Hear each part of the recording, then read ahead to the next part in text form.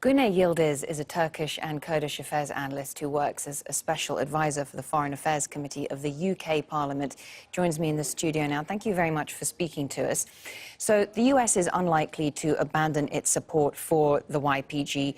What happens next as the battle for Raqqa gets underway? Will Turkey take unilateral military action, further military action against the Kurds? Well, looking at the developments on the ground, it seems like we're on the collision course between Turkey and United States, with Turkish army deploying troops on the Turkey-Syria border and US army patrolling the same area, acting as a buffer between Syrian Kurdish forces and Turkey. But that collision will not happen, and the recent history tells us that it won't happen, because previously Turkey wanted to target Tel Abyad, it's on northern Syria, an area where there is a significant Arab population as well. And at that time, US forces raised American flag to prevent that attack.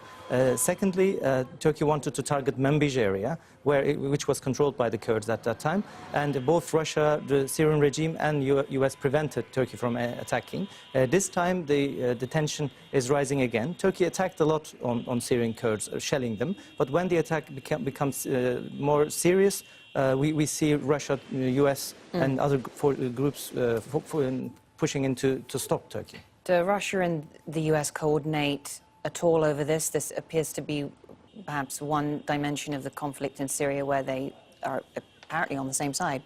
More or less on the same side, but also Russia's main ally on the ground is the Syrian regime, and also another ally which is very close to Russia is Iran. And both of these forces are also anti-Kurdish. But the way Turkey plays its game in Syria also threatens Syrian regime and Iranian interests, as well as Syrian Kurdish interests. That's why Turkey cannot find both Syrian regime and Iranian government on its side against Kurds. Normally, you would think it should have been possible. So yes, it's obviously very complicated. They're very close to Raqqa. We've been speaking about the battle for Tabqa in recent days, and advances have been made.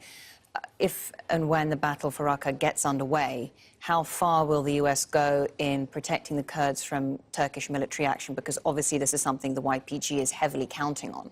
Exactly, and if YPG cannot fight on two fronts, confronting Turkish army in the north and confronting ISIS on the south. So US has to decide how they're going to prevent Turkey from challenging the YPG in the north. The Syrian Democratic Forces, led by the Kurds, are 10 miles away, almost 10 miles away from Raqqa, and they cut off lots of the strategic highways into Raqqa. So a battle for Raqqa is underway. But it depends on what other regional forces do on the ground to facilitate or to hinder that. Guney Yildiz, thank you very much for sharing your analysis with us.